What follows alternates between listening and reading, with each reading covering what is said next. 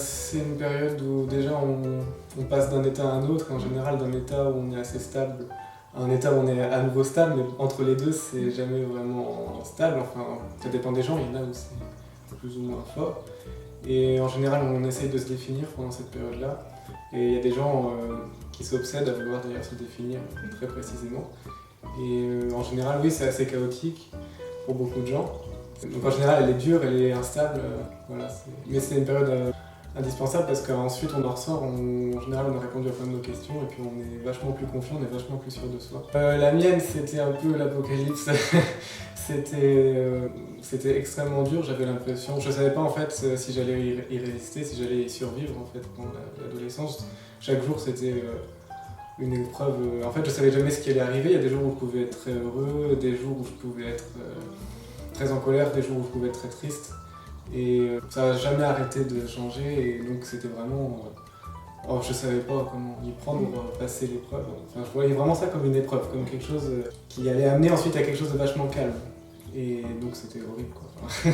De penser que ça allait s'arranger ensuite, c'était la seule chose qui me donnait envie de continuer à affronter ça. Parce que sinon, je ne voyais pas, parce que franchement, il n'y avait pas grand-chose de... Il y avait du positif, mais globalement, c'était quand même beaucoup de négatif. Et si j'avais pas eu cette certitude que ça allait être mieux après, je pense que j'aurais pas continué. Je pense qu'on sait jamais, du jour au lendemain, on se dit pas d'un coup, hop, ça y est, je suis sorti de l'adolescence. Enfin, pour moi, en tout cas, c'est pas ça, je pense que c'est progressif.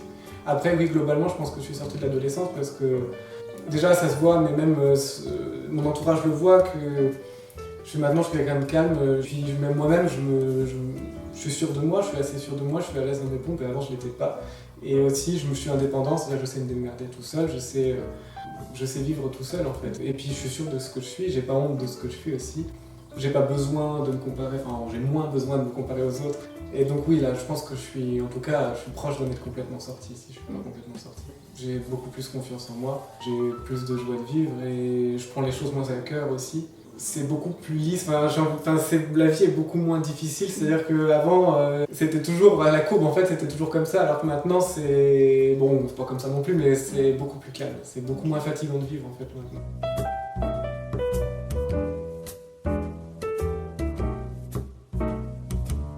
J'ai eu de la chance, je suis né dans une famille qui est pas divorcée, où les gens s'entendent plutôt bien, en extérieur en tout cas, et puis moi j'étais vraiment aimé.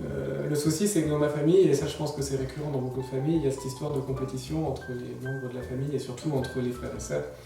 Et quand mon frère est né, ça je l'ai mal vécu, parce qu'on me comparait systématiquement à lui, et parce qu'en plus quand on a un grand frère et une grande sœur, en général quand même c'est...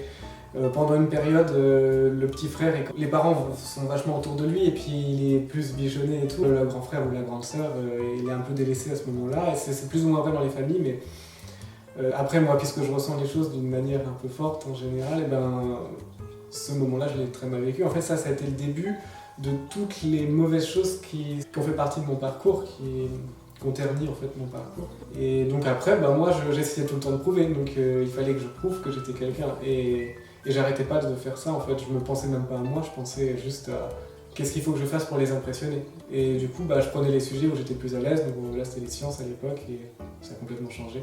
Et donc je prouvais que j'avais des connaissances. Par exemple, à 7 ans, je savais ce que c'était qu'un quark. Ça faisait peur aux gens quoi. C'est une des particules qui composent les neutrons et les protons qui composent les atomes. J'ai flippé parce que voilà, et en fait je voulais montrer que j'étais un petit surdoué alors que j'ai jamais été surdoué. J'ai jamais été surdoué à l'école, bon j'avais des notes moyennes quoi. Mais je voulais pas montrer par ça, je voulais montrer par des choses moins évidentes quoi. Et ensuite j'ai continué et puis bon je voyais que ça servait à rien en fait parce que c'était pas là-dessus qui nous comparait, c'était sur des choses plus complexes comme la gentillesse. Moi j'ai jamais été un enfant évident, enfin avant j'étais turbulent, j'ai été contestataire, j'avais du caractère comme on dit et mon frère c'est l'inverse, c'est-à-dire que c'est quelqu'un qui est assez passif, hein, mais il est très sympa, mais il est très passif, il ne teste pas. Et cette différence-là a fait qu'en fait dans la famille, j'étais considéré comme le méchant et mon frère comme le gentil. Et pas vraiment par mes parents, mais par tous les autres. Et là je me suis dit, cool, au moins je suis sûr d'un truc, c'est que je suis le méchant. Donc je vais forcer là-dessus. Et du coup, après j'ai essayé de continuer à être contestataire au maximum. Parce que je me disais, bah, tant qu'à être le mal-aimé, le fameux mal-aimé, autant l'être à fond. Et du coup, après, ben, j'étais vachement militant, donc politique surtout. Et dans mon apparence aussi, j'étais, enfin, émo, je sais pas si tu vois ce que c'est. Voilà, tu vois, avec des fringues, voilà. Et je me disais, voilà, voilà une manière de montrer que je suis quelqu'un, c'est d'assumer à fond des trucs en fait qui n'étaient pas vraiment moi. C'est-à-dire que c'était des trucs qui me permettaient d'être différent des autres et de revendiquer un truc. Enfin, je m'inspirais clairement des films en fait. Même la musique et tout, à chaque fois il y avait quand même les gentils, genre entre les Beatles et les Rolling Stones, c'est toujours le même truc. Et moi, Rolling Stones, c'est mon frère les Beatles. Quoi. C'est vraiment le truc, toujours les premiers de la classe, enfin entre guillemets, parce que je n'aime pas trop ça, parce qu'il faut pas utiliser les gens parce qu'ils ont des bonnes notes, mais c'est pas le truc d'avoir des bonnes notes, c'est le truc de se faire bien voir. Et moi, je voulais me faire mal voir, c'était l'inverse. Et ce qui est emmerdant dans cette période-là, c'est que je voulais qu'on ait, enfin, j'agissais pour qu'on ait un point de vue sur moi. Je faisais pas les choses parce que je les aimais, je les faisais parce que voilà, il fallait. Et ensuite, mais tant que ça restait comme ça, j'ai envie de dire, bon, on en rigolait un peu, enfin, on en rigolait des gens qui se foutaient de ma gueule parce que j'avais les cheveux noirs corbeaux jusque-là et que je mettais de l'eyeliner et tout ça, on en rigolait. Parce que c'était pas encore très profond, c'était un truc, voilà, c'était esthétique, tu vois.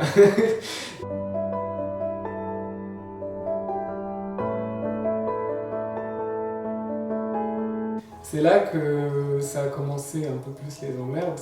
C'est que il y a eu un truc que j'ai pas forcément capté tout de suite, c'est que j'avais un gros manque affectif à ce moment-là, de par ma famille. Alors, bon, je leur en veux pas actuellement de ça, mais j'avais un manque affectif. Et le fait aussi que j'étais très contestataire m'empêchait de me faire des amis.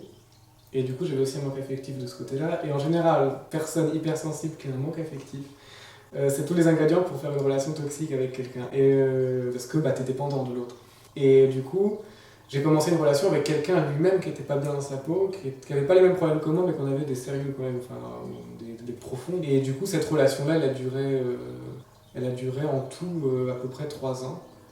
Au début, c'était une relation, on va dire, qui n'était pas forcément toxique, c'est juste qu'elle était puissante, mais exagérément puissante, et on était trop attachés l'un à l'autre. On était H24 par exemple, enfin, on était, je sais pas, on se voyait donc au lycée, c'était quelqu'un qui était dans la même classe que moi. Et donc déjà, on se voyait toute la journée. Ensuite, on passait tout le reste de la journée ensemble tant qu'on pouvait. Lui, il était à l'internat, moi j'étais pas à l'internat, donc ensuite il allait à l'internat. Et ensuite, le soir, on s'appelait, ça pouvait durer 2 heures, 3 heures, 4 heures les appels. Et c'était. En fait, il n'y avait que lui qui comptait parce que c'était le seul qui ne me dévalorisait pas à ce moment-là.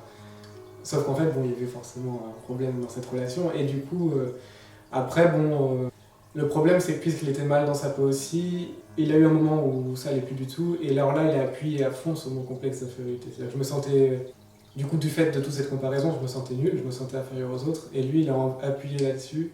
Bon, il y avait une histoire de triangle amoureux et tout, où il a vraiment. Enfin, où j'ai été traité à ce moment-là comme un objet, en fait. Où j'ai fait des choses. Enfin, je me suis forcé à avoir des rapports sexuels, enfin, vraiment des choses profondes. Et c'est à ce moment-là qu'en fait, là, ça a commencé à changer carrément profondément ma perception que j'avais de moi-même, au point que, après, j'étais plus du tout la même personne. Il y a eu une transformation, en fait. Et là, c'était je crois que c'est le moment le plus dur de toute mon adolescence, c'était ce moment-là, parce que.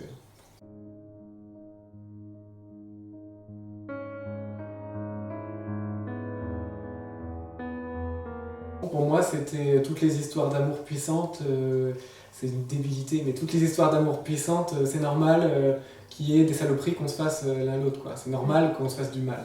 Ça fait partie du truc. Et en fait, ça allait vachement dans ce truc émo aussi, enfin mon truc gothique, enfin c'est pas exactement la même chose, mais en gros, où on dit, voilà, la souffrance, c'est la beauté, c'est joli, c'est des belles phrases, mais au final, c'est pas vrai. Je veux dire, peut-être que c'était puissant à vivre, mais pas dans le bon sens du terme, quoi. C'était dur à vivre. Et à ce moment-là, c'est là que j'ai commencé donc, la scarification. Au début, c'était juste de la scarification, entre guillemets, et après, il y a eu une tentative de suicide. Enfin, une presque tentative, on va dire, où j'étais à 2 doigts de le faire, on va dire. Et en fait, ça n'a pas arrêté tant que j'étais avec cette personne, vraiment. C'est-à-dire qu'une fois que la personne avait fait ça, après, moi, ça a rendu mon comportement complètement instable. C'est-à-dire que déjà, je ne savais plus qui j'étais. Et c'est là que j'ai commencé à me dire, ouais, je suis peut-être trans, alors qu'en fait, bon, je me suis rendu compte que non, c'était pas ça. Mais il y avait un problème avec mon identité, c'était vraiment l'identité, et pas forcément l'identité de genre, mais je me disais au début, je sais plus qui je suis, j'ai fait complètement, en fait, tellement ça m'avait détruit qu'il restait plus rien, je savais plus qui j'étais, tous les jours je devais me réinventer, tous les jours je devais me dire, mais qui je suis en fait. Et du coup, je me suis dit, il faut vraiment que je trouve des cases dans lesquelles me mettre pour exister, pour dire mais je suis quelque chose parce que je suis dans cette case-là. Donc je suis émo, une case. Et ensuite je me disais je suis trans. Au début, donc, je savais même pas quel était mon genre, je me disais bah ouais, mais alors t'es trans, ok, mais alors c'est quoi ton genre du coup? Parce que si c'est pas mec, c'est quoi? Après, je me suis rendu compte aussi qu'il y avait un réel problème avec mon genre à ce moment-là. C'est-à-dire que je pense qu'en fait, réellement, mon genre avait disparu à ce moment-là. Je pense que tout, j'étais vidé, j'étais plus qu'un corps, je me sentais comme ça. Et après, donc, j'ai commencé à me construire dans cette transidentité, c'est-à-dire que je me suis dit, on va faire le parcours et tout, et vraiment je me sentais vraiment bien comme ça à ce moment-là. Je me disais, ça me donnait une raison en fait. Et à ce moment-là, ce qui est marrant, c'est que le fait d'être trans, je me suis entouré vachement de gens. Les gens, du coup, trouvaient ça à la limite intéressant, et puis il y a d'autres gens qui militaient pour la cause et tout, et du coup, j'ai rencontré des gens. Et au final, je me suis fait de nouveaux amis comme ça, des amis un peu mieux que ceux que j'avais eu. Le souci, et le problème, c'est que la relation toxique continuait. Et moi, j'étais instable qu'avec cette personne-là. C'est-à-dire que je faisais des crises, donc à l'époque, tout ça avait développé chez moi des crises d'angoisse, des crises de colère, et des crises de larmes, en gros, tous les trucs extrêmes, quoi. Et donc, il n'y avait pas une journée, en gros, où il n'y avait pas de crise d'angoisse, quoi. Et la crise d'angoisse, pour ceux qui ne savent pas trop ce que c'est, ça peut se manifester de différentes manières, en fait, selon les personnes. Moi, en l'occurrence, c'était une crise où je faisais de l'hyperventilation, donc c'est-à-dire que je respirais énormément, je n'arrive pas à me calmer, c'est comme si je venais de faire un marathon, mais sans aucune raison. Je voyais trouble, le sens du toucher était bizarre, c'est comme si j'avais les bras engourdis, et je paniquais du coup, et en général, dès que quelqu'un s'approchait de moi, j'étais à moitié violent quand même. Donc je me débattais, je giflais, je ne supportais pas qu'on m'approchait à ce moment-là. Et j'étais en PLS, comme on dit, en fait en position fétale tout seul. Pendant, je sais pas, ça durait 20-25 minutes quand même. Et ensuite, je me calmais. Et c'était comme si c'était très physique, donc c'était comme si je venais faire un gros effort, quoi. Et après, j'étais tout calme, mais vidé, quoi. Et ça arrivait tout le temps. Et en fait, du coup, ça me bousillait ma scolarité. Ça me bousillait aussi mes relations avec mes amis, parce que forcément, même ceux qui ont compris le truc, c'était épuisant pour eux. Tous les jours que j'étais avec eux, je faisais ça normal, qui du coup ils sont un peu éloignés de moi. En fait, ce que j'ai compris aussi, c'est que plus j'étais entouré à ce moment-là, plus j'en faisais. Et ça, c'est paradoxal. C'est-à-dire que bien sûr, je dis pas que quand on en vient, faut pas être entouré, attention. Je dis juste qu'en fait, je pense que ces crises d'angoisse-là, c'était faites pour exprimer quelque chose. Ça servait pas à rien, quoi. C'était vraiment pour exprimer. Et en fait, exprimer quelque chose, ça sert à quelque chose quand il y a des gens autour. Quand j'étais tout seul, ça m'arrivait quelques fois d'en faire. Mais le plus souvent, c'était quand il y avait des gens autour de moi, parce que j'avais besoin de montrer que j'avais mal et je savais pas par quel moyen le montrer. Alors ça pouvait être la scarification, mais au final, la scarification, c'est différent. Les gens, ils te disent tout de suite, va voir un psy, quoi. Et bon, oui, c'est bien, j'en ai vu des psys, mais bon, c'est pas forcément... c'est bien, il faut aller voir, je pense, mais il faut faire gaffe aussi à bien choisir. Et puis moi, en l'occurrence, j'avais pas bien choisi, et voilà, ça empirait les choses. Et les crises d'angoisse, je savais quand ça allait arriver, parce que faut s'imaginer la colère. Quand on est en colère, en général, on le sent que ça arrive. On sent qu'il y a quelque chose qui nous énerve. Et ça vient doucement. Ça bouillonne, on se demande quand est-ce que ça va péter. Et en fait, moi, c'était exactement... Les crises d'angoisse, c'est pareil. C'est-à-dire qu'on sent que ça vient. Et en général, c'est un peu comme la colère, les mains moites, le tremblement. Je savais que ça allait arriver. C'était comme de la colère, mais fois 1000, et tellement forte que ça se retournait aussi contre moi, quoi. Et les seuls à avoir été épargnés par ça, c'était mes parents au final, parce que j'en ai fait que quelques-unes avec eux, mais vraiment c'était mes amis, et en particulier la personne avec qui je sortais à ce moment-là, avec qui j'ai une relation toxique, c'est systématique, quand j'étais avec lui, on avait une. Et j'avais pas fait le lien. Pour moi, c'est les autres les salauds, et lui, non, il est là pour me protéger. Et en fait, il y avait ce rapport toxique de la victime et le protecteur qui s'était mis en place, alors qu'en fait, au final, au début, c'était moi qui avais été la victime de lui. Et lui, c'est lui qui voulait me protéger aussi, donc c'était contradictoire, quoi. Et aussi, de son côté, ça allait pas du tout. Il se consumait doucement de cette relation-là. Parce que j'ai du mal à... Il y a certaines relations toxiques, je pense, où il y a vraiment un bourreau et une victime. Mais il y a aussi des relations toxiques où les deux, en fait, sont des victimes. Les deux sont en train de se bouffer l'un l'autre et sont tous les deux à la fois bourreaux et victimes. Et je pense que la relation que j'avais, c'était un peu ça. Parce que moi, du coup, du fait que j'allais pas bien, j'étais imbuvable, j'étais omniprésent.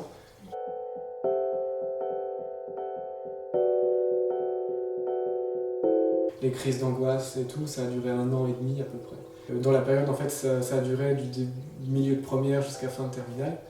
Et en fait, ça a commencé à se terminer quand je me suis dit, il faut quand même que j'ai mon bac. Parce qu'à l'époque, en fait, j'allais plus en cours. En terminale, j'allais à la moitié des cours à la rigueur. Parce que aussi, les profs, forcément, j'étais pas facile comme élève non plus. Mais les profs, il y a une partie des profs qui ne comprenaient tellement pas ce que je vivais et qui ne me respectaient pas. C'est-à-dire qu'à l'époque, j'étais officiellement trans. Et ils respectaient pas ça. Et ce qui est étonnant, c'est qu'ils respectaient pas ça chez moi. Par contre, il y avait une autre personne trans dans la classe. Ils respectaient cette personne trans-là et pas moi. Et alors là, ça appuie en plein sur le complexe d'infériorité. Enfin, je me disais, mais c'est pas possible. Pourquoi moi, j'ai pas le droit à ça? Parce qu'à l'époque, j'étais suivi donc, par une équipe pour la transidentité. Ce qui est étonnant d'ailleurs, c'est que cette équipe m'a validé comme quoi j'étais bien trans et m'a validé le traitement.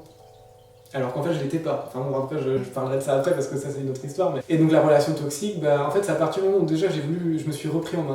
Parce qu'en fait, l'histoire aussi, c'est que j'avais fait un concours pour entrer dans une école d'art, que j'avais réussi alors qu'il y avait très peu de chances que je le réussisse, parce que j'avais pas fait de prépa et j'avais pas fait d'option art. Donc, j'étais arrivé comme ça avec mes trucs. Et il y avait, je sais plus, 10-15% de réussite et j'avais réussi. Et je me suis dit, mais c'est génial, c'est ma première vraie réussite en fait. Et je me suis dit, il faut que j'ai le bac, parce que si j'ai pas le bac, je pourrais pas la faire l'école d'art. Et du coup, j'ai commencé à prendre légèrement de distance avec cette relation toxique, et je me suis concentré pour le bac. Et du coup, ça peut paraître couillon, parce qu'on peut se dire, entre des relations humaines et puis lire des trucs de philo, tu préfères les relations humaines. Mais en fait, là, à ce moment-là, je me disais, mais faut que tu penses à toi, faut plus que tu penses aux autres, parce que les autres faisaient pareil en plus. Et du coup, j'ai révisé pour le bac, et j'ai eu mention très bien. Et alors là, je me suis dit, ah ouais, mais je suis pas si merde que ça, si j'arrive à faire ça. Et là, du coup, j'ai repris confiance en moi. Et je pense que pour sortir d'une relation toxique, il faut déjà se dire qu'on ne mérite pas de vivre cette relation toxique. Donc après, je suis allé à Caen, j'ai déménagé, voilà, j'ai emménagé dans mon appart et j'étais toujours en couple avec cette personne.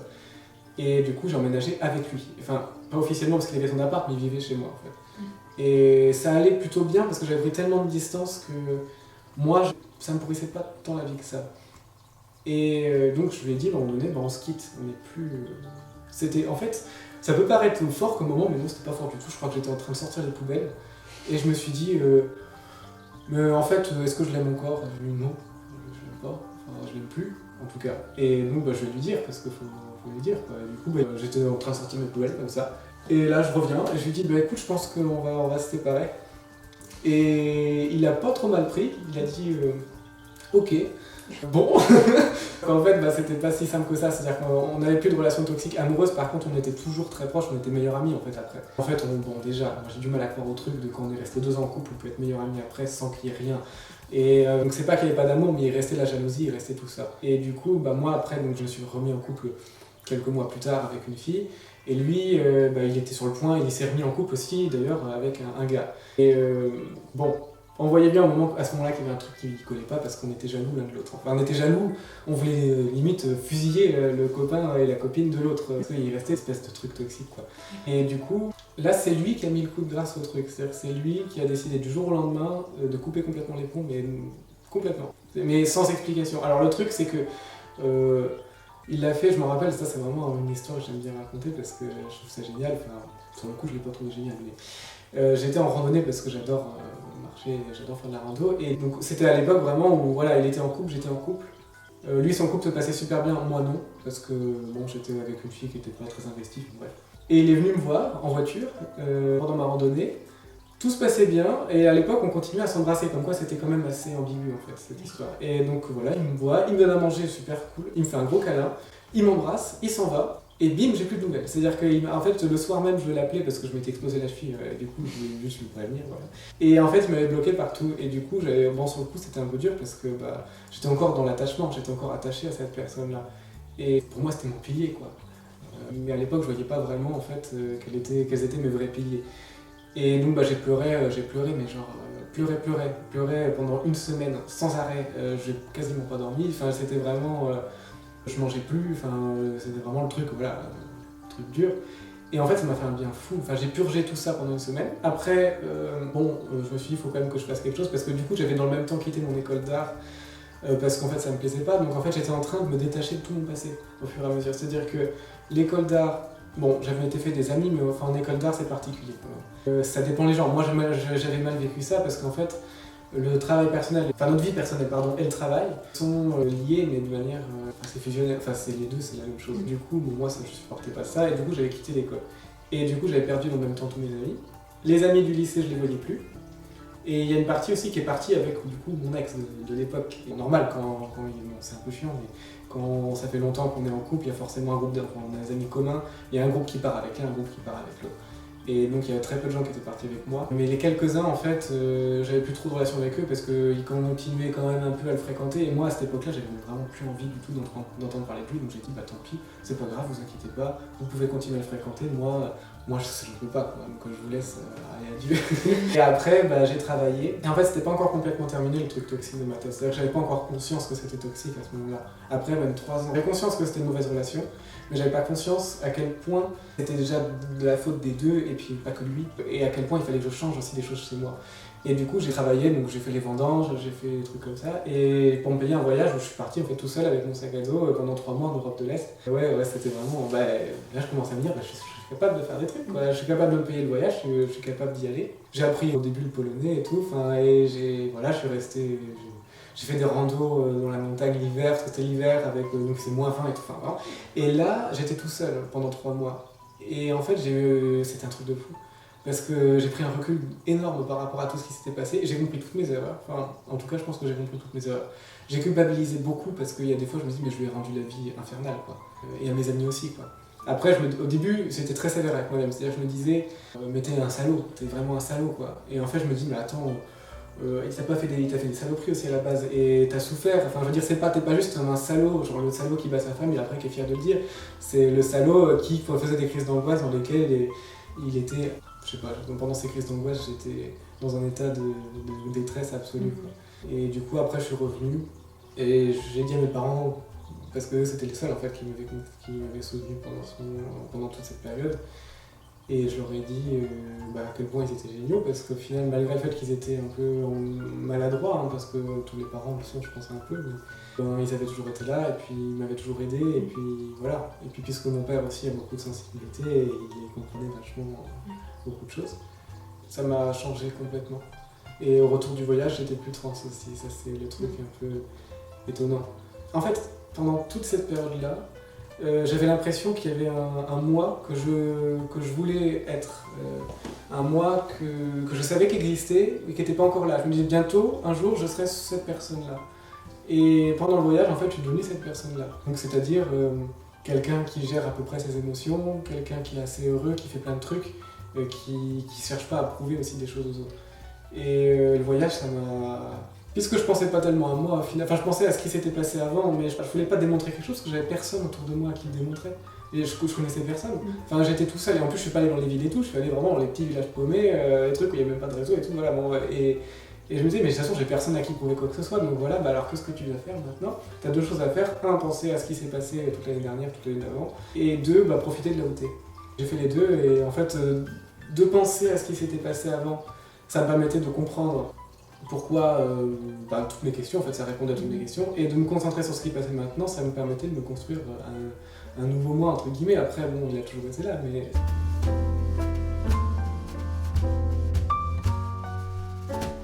J'ai jamais eu un cercle social immense. Et j'ai appris un peu à me démerder tout seul par rapport à ça, c'est-à-dire que même maintenant, parce que du fait que bon, après là c'est le cas particulier, c'est que j'ai perdu tous mes amis à la fin de la relation toxique. Ensuite j'ai fait un voyage, j'étais tout seul, et ensuite il y a eu le confinement, donc forcément qu'on peut pas se faire des amis dans ces conditions-là. Mais je pense que bon, déjà, faut pas se dire qu'on est une merde parce qu'on n'a pas d'amis. Premier point, parce que ça, il y a beaucoup de gens qui, enfin moi en tout cas je sais que j'en fais partie parfois, et il y a d'autres gens que je connais qui n'ont pas vraiment beaucoup d'amis, et qui se disent je suis nul, quoi, je suis un débris de la société parce que moi j'ai pas le cercle social parfait et tout. Franchement, vous m'être entouré, quoi. Enfin, dès qu'on peut l'être, mais faut faire gaffe aussi à pas s'entourer par dépit. Faut pas dire franchement je trouve que cette personne-là elle est pas faite pour moi, je trouve que cette personne-là elle est limite toxique pour moi, mais bon, c'est mieux d'être mal accompagné que d'être seul, vraiment. Faut mieux être tout seul à un moment en tout cas. Et je pense que quelqu'un qui est seul aussi, c'est quelqu'un qui a pas encore, qui s'aime pas assez. Je pense que dès l'instant qu'on s'aime et qu'on s'accepte, on va forcément se faire des amis à un moment donné, parce qu'on va être ouvert aux autres. Mais dès l'instant qu'on n'a pas résolu ses problèmes avec soi-même, on va être centré sur soi. Et c'est ça le problème. C'est-à-dire que les gens qui sont centrés sur eux, et moi je l'étais avant aussi quand même, on regarde pas trop autour de nous, on regarde pas les autres, et on loupe des trucs. Et du coup d'abord il faut résoudre ses problèmes. Après, il y a quand même forcément, je pense, toujours des gens qui seront là. On a forcément déjà tous plus ou moins de la famille. Faut pas les sous-estimer, faut pas penser que parce qu'ils sont pas du même âge et tout, ils vont pas aider, ils peuvent très bien aider aussi, à leur manière.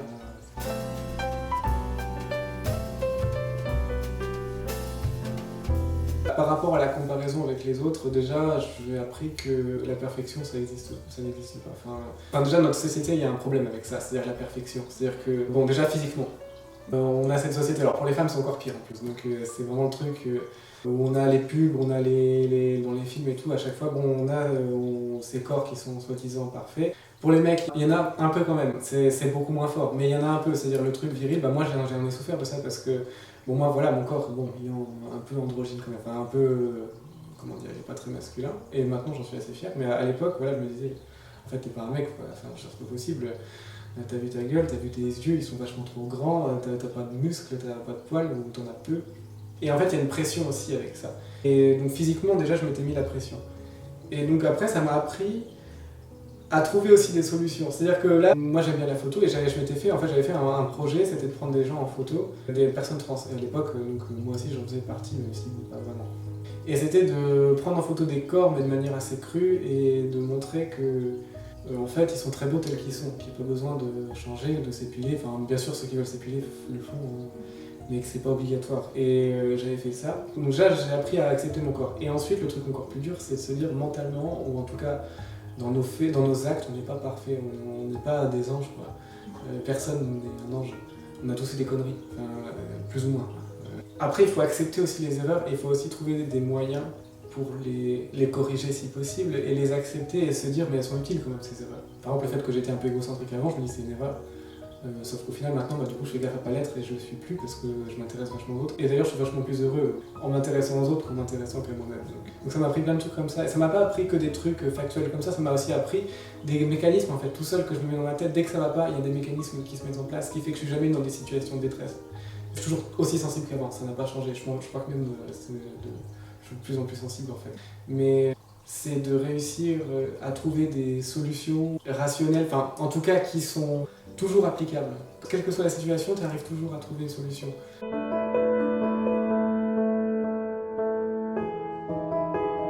Il n'existe pas quelqu'un qui peut subvenir à tous nos besoins. Et c'est faux. Je dis pas qu'on a besoin de personne, moi je crois pas à ces trucs-là. Je pense qu'on a tous besoin de personnes. Ça veut pas dire que t'es pas libre. Moi, ça c'est important. Mais par contre, faut arrêter de penser qu'il y a une personne qui peut subvenir à tous nos besoins. Moi je pensais ça et du coup c'est ça qui faisait que j'étais attaché à cette personne. Déjà il y a ça et puis ensuite faut arrêter de croire que la souffrance c'est beau. Faut faire en sorte de ne pas souffrir parce que en général les gens qui souffrent disent ça pour se donner une raison au truc. Mais enfin moi je suis pas convaincu de ça. Je pense que dès l'instant où on peut faire en sorte de ne pas souffrir, voilà. Il faut déjà penser d'abord à... Dans une relation toxique, il faut d'abord penser à soi. Il faut se dire mais qu'est-ce qui est mieux pour moi? Et après se demander aussi si c'est pas mieux pour l'autre. Parce que dans presque tous les cas, dans une relation toxique, si c'est mauvais pour un, l'autre, c'est pas bon non plus pour lui. Il faut pas avoir peur de l'arrêter, c'est-à-dire qu'il faut pas se dire que le monde va s'écrouler, quoi. Et il faut prendre du recul. Enfin après c'est facile à dire, quoi. Mais il faut se dire qu'il n'y a pas que cette personne-là. Déjà il y a d'autres gens, et même au-delà des gens, il y a d'autres choses dans la vie, quoi.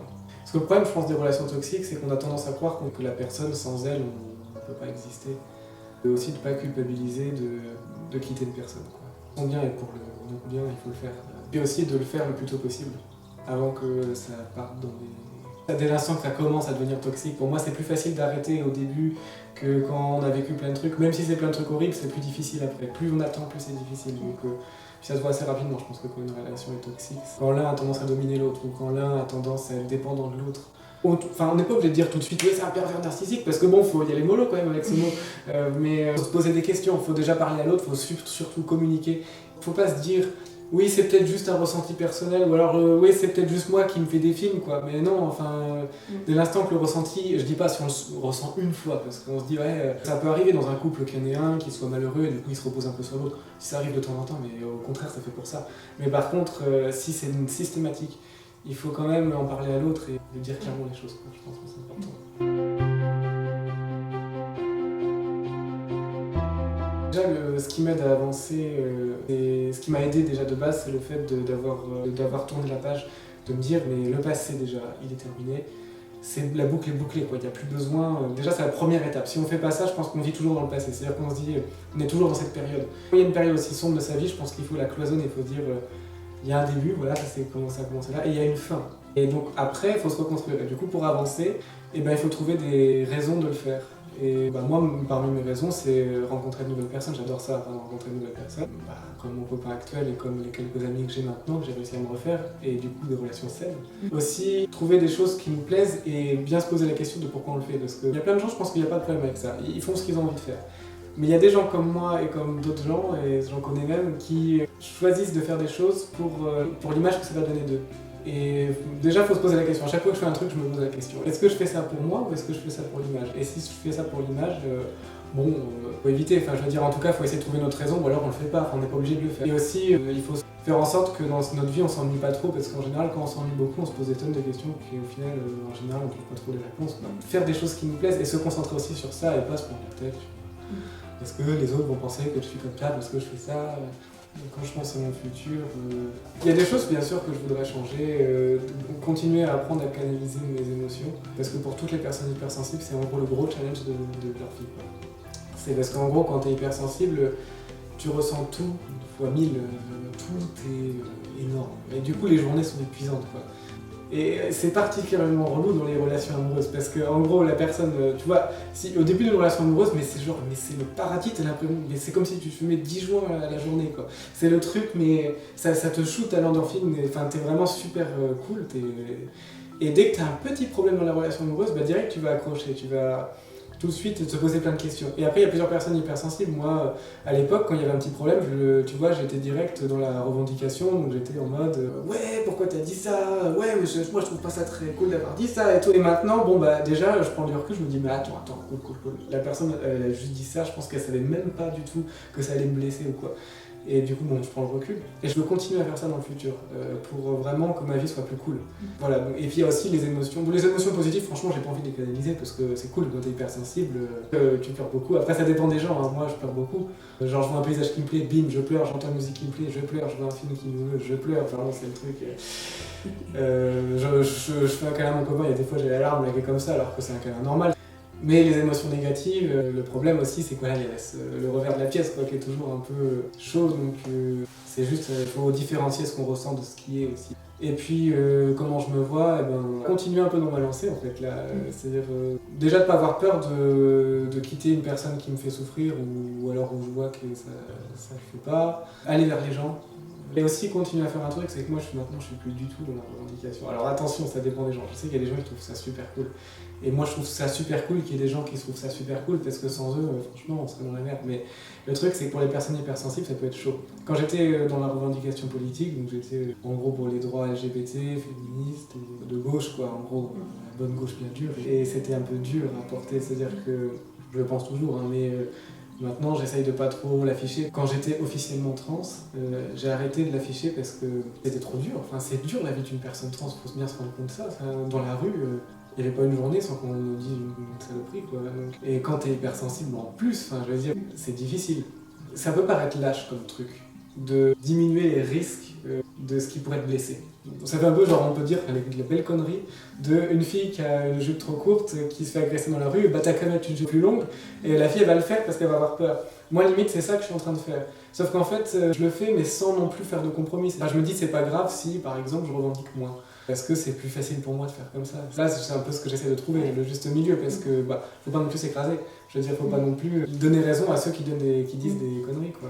Le problème, c'est que ça pompe de l'énergie déjà, et puis en plus on se reçoit des saloperies. Enfin, moi, par exemple, quand j'étais trans, j'ai fait comme Diego. J'ai commencé une chaîne YouTube sur la transidentité. La différence que je me prenais moins bien. Mais j'ai eu un site d'extrême droite qui a partagé une de mes vidéos.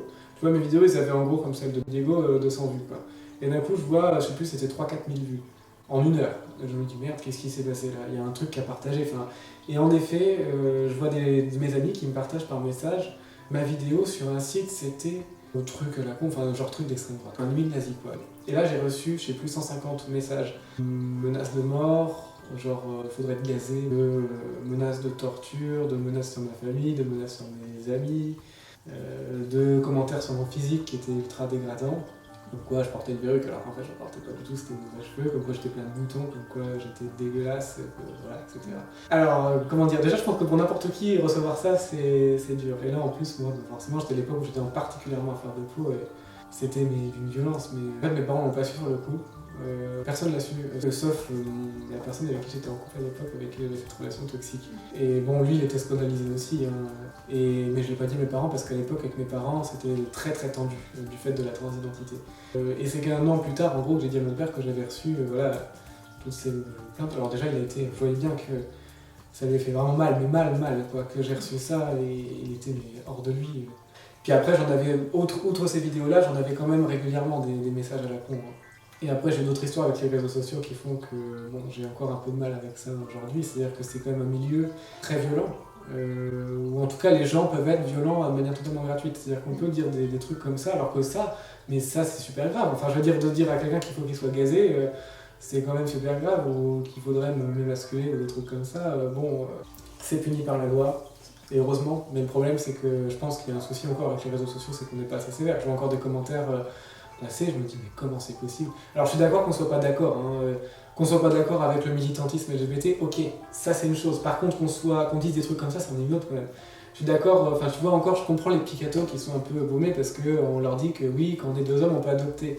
Je comprends qu'ils disent qu'ils sont pas d'accord, parce qu'au final, bon, c'est pas... Enfin, c'est chiant, c'est pas normal qu'ils disent ça, mais en même temps, on peut plus les comprendre. Alors que quelqu'un qui dit un truc d'une violence pareille, ou n'importe qui dit ou des violences, ou qui justifie le viol, ou alors qui... Enfin, des trucs comme ça, je me dis, mais c'est pas normal que ça puisse passer sur les réseaux sociaux. J'ai eu aussi des commentaires horribles de la part de l'équipe médicale qui me suivait quand j'étais, soi-disant, trans, ouais.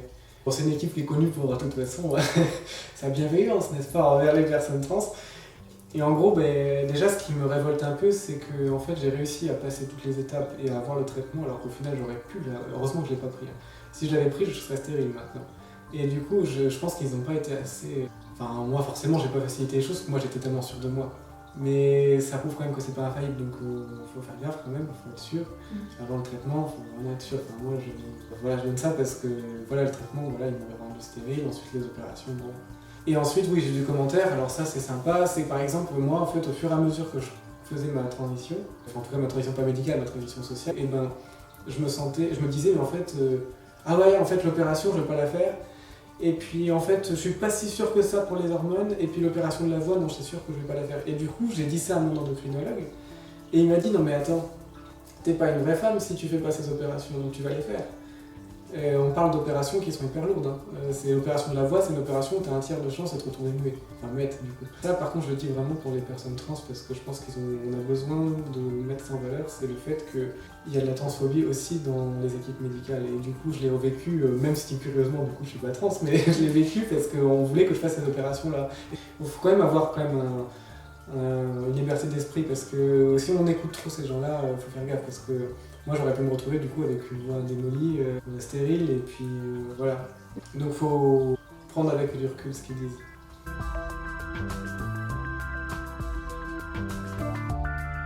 Pour l'hypersensibilité, faut pas avoir honte de ressentir ce qu'on ressent parce que c'est pas évident parce que quand on est hypersensible, en tout cas dans mon expérience, on a l'impression que déjà, on est infragile parce que forcément, voilà, on ressent plus que les autres. Et en plus, on est anormal, il faut pas avoir honte de ce qu'on ressent. Je pense que déjà, la première étape pour canaliser ses émotions, c'est de les assumer. Et du coup, moi, j'assume maintenant. C'est-à-dire qu'avant, j'avais honte de pleurer. Et je me disais, j'ai honte quoi, de faire ça. Ou alors, j'ai honte d'être triste, par exemple. Je sais pas, ça arrive que mon copain me fasse des blagues, franchement, vraiment blagues de merde, mais parfois, ça me blesse. Enfin, il faut pas avoir honte de dire si tu pouvais éviter ce genre de blagues, parce que moi ça veut pas dire qu'on est des gros rabat-joie, hein, parce qu'on rit à plein de... Enfin, moi je ris à plein de trucs, mais il y a des trucs en fait les gens ils font pas exprès en fait. Ils peuvent te dire un truc, tu vas te triturer l'esprit après. Et en fait pour ne pas se triturer l'esprit, il faut juste exprimer direct ce qu'on ressent, en ayant en tête que l'autre il est pas hypersensible et que du coup il va pas avoir capté. Donc il faut assumer et pas avoir peur d'être qui on est. Enfin, en gros, ça c'est un truc un peu bateau, mais en même temps c'est vrai quoi. Enfin, c'est pas grave d'être qui on est quoi. Moi je vis beaucoup mieux depuis que je me dis ça.